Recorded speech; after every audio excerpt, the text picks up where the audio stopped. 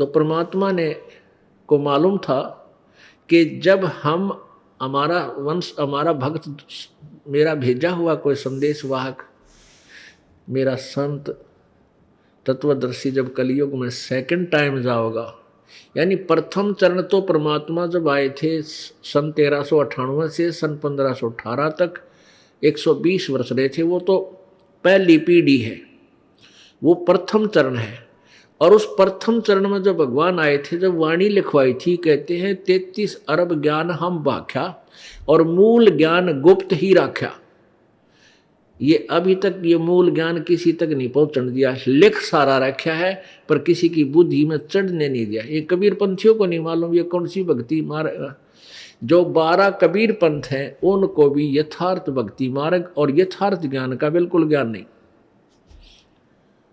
पुण्यात्माओं, यह और एक समस्या आ गई मेरे सामने कि मैं जब ये दास ये कहता है कि कबीर पंथियों को ज्ञान नहीं, तो फिर ये सोचते हैं भी कमाल की बात है, 600 वर्ष हो गए कबीर साहब के इस पंथ में लगे हुए, जुड़े हुए उन अनुयायियों को, संतों को, क्या उनको ज्ञान नहीं तो रामपाल को ज्ञान हो गया? ये बात समझ में आवा नहीं। पुण्यात्माओं, ये ज्ञान किसी का नौकर नहीं है, ये तो गॉड गिवन है।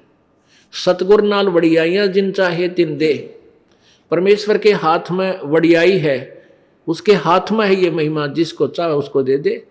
एक झोटे को वो वेद ज्ञाता बना सकता है, इस दास में तो कम से कम जबान तो दे रखी थी भगवान ने, मनुष्य शरीर भी तो दे रखा मालिक ने, तो इसमें ज्ञान दे दिया।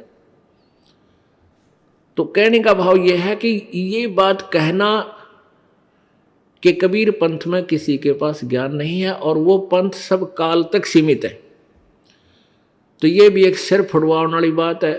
सब नाराज हो जाए, कबीर पंथी भी लाठी ठाले, अगले भाई सब कबीर पंथियों को ऐसा कह रहा। दास नहीं कह रहा, कबीर परमात्मा कह रहे।